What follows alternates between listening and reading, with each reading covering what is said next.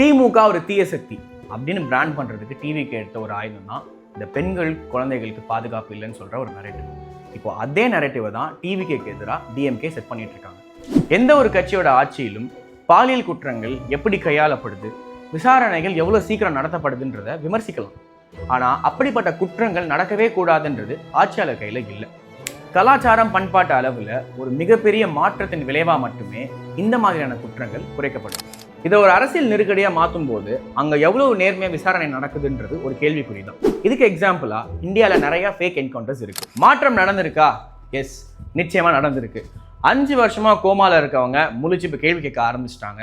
இளைஞர்கள் அரசியல் விழிப்புணர்வோட இருக்க முயற்சி பண்ணிட்டு இருக்காங்க.